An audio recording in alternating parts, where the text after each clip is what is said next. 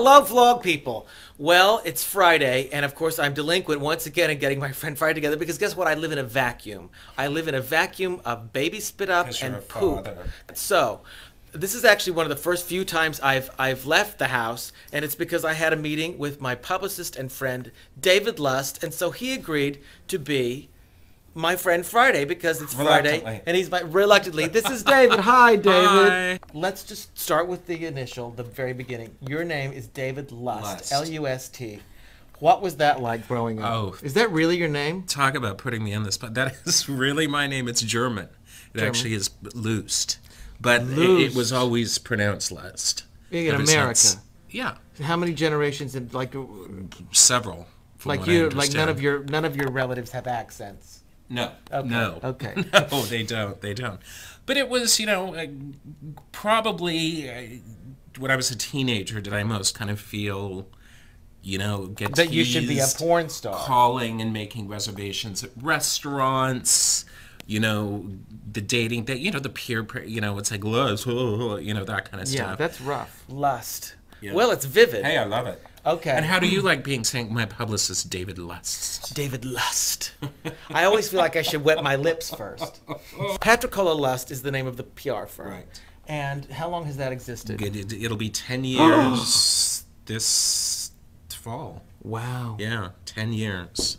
That's amazing. Yes. And so, okay, now I just have to do this for my vlog people because, you know, they love the celebrities. So who are clients? Who are some of our clients? Oh, my goodness. From past, present, past and present. Oh, my God.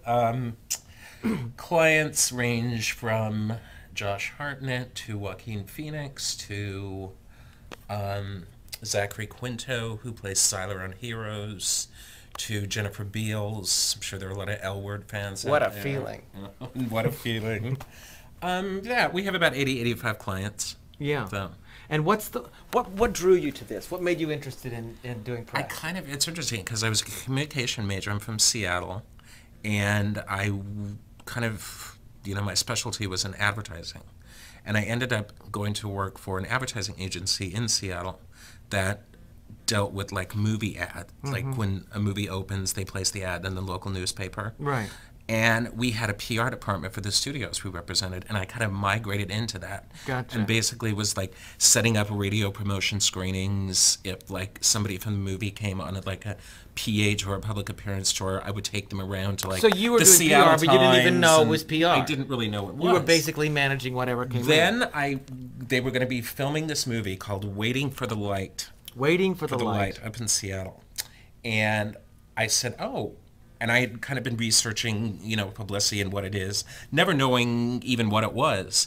And there was something called a unit publicist. Every movie has something called a unit publicist, where you're actually the on-site production publicist. And if like Entertainment Tonight comes on or Access Holly, any of those kind of shows, you're kind of there and you coordinate it with the actors and things like that.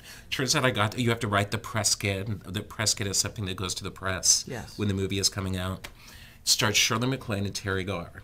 Waiting for the Light. Waiting for the Light. Was this a? It sounds like a Shirley MacLaine. No, it was not her thing. Okay. But it was a comedy, and Shirley kind of took me in under her wing. I was this little wet behind the ear boys, and here was this like mammoth icon. Yeah. Who would be like go to a PA. If I heard my name, Shirley needs you in her trailer, I would literally like quiver in my pants. She's a very strong personality. And she looks you in the eye. She does. There's no Okay, BS. I have to tell you, this is very funny. I was at this event, and she and I were having dinner. It was with 4 other people or so. And tell me, and why they do you left. think that? Right, they all left, and it was just she and I. And we had the greatest time.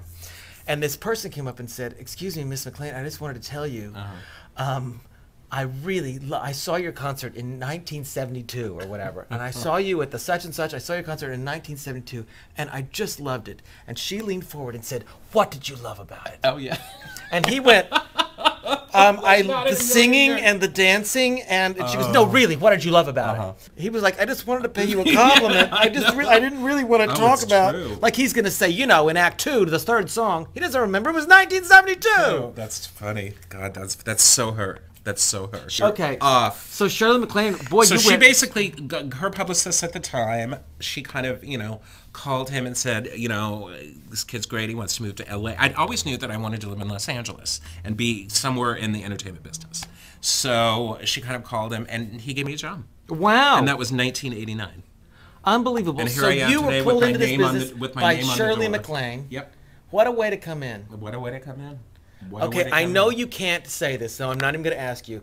But you're asking. But no, I won't. But I won't ask you the name. But I want to ask you, can you think of anything really juicy and bad? Well, I mean, I don't represent the tabloid darlings, thank goodness. Right.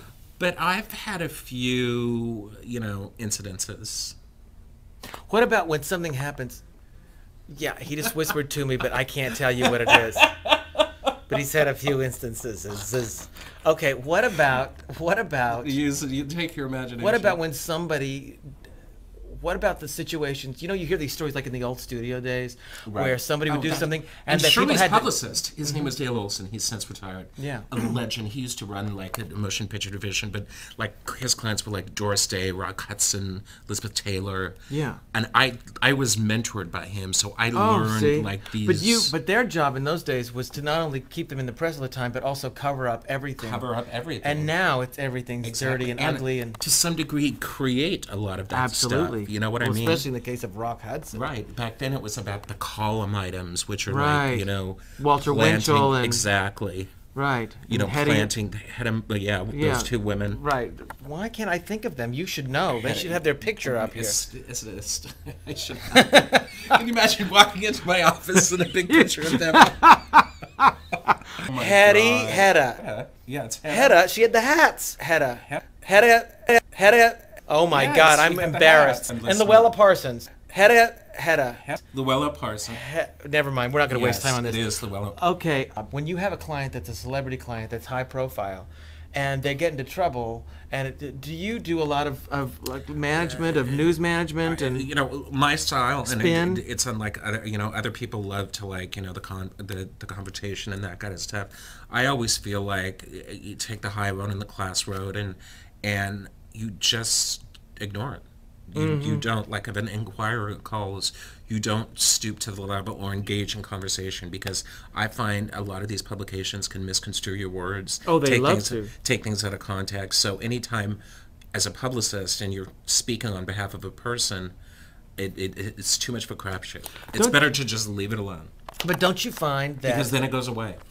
It does go away. If you don't perpetuate it, then it kind of just goes away. I think, though, that I have found, just from being in this business, there's a grain of truth in almost all these stories. And while there's tabloids in it, they're always like, it's lies. They'd always started with something. At least an element, a kernel, a nugget of truth. And it's usually the main thing that's true. And then they just sort of go off. They kind of embellish it or do whatever they do. But no, you're absolutely right. So what's the best part of your job?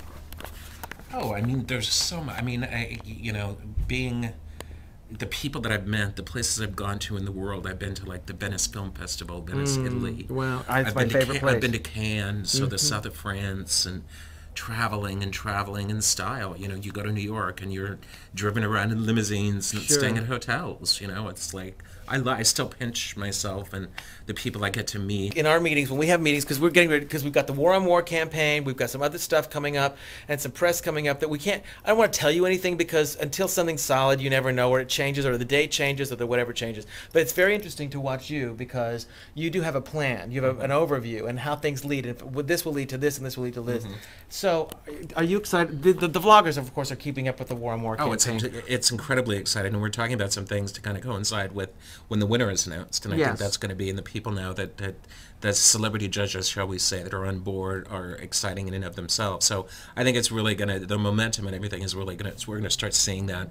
We get the record out. Exactly. It's exciting. There's some fun things. Listen, I'm going to let you go work very hard for me. Thank you, David.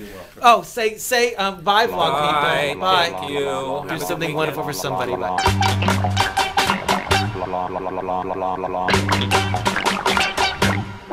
Ba ba ba ba ba ba ba ba ba ba ba ba ba ba ba ba ba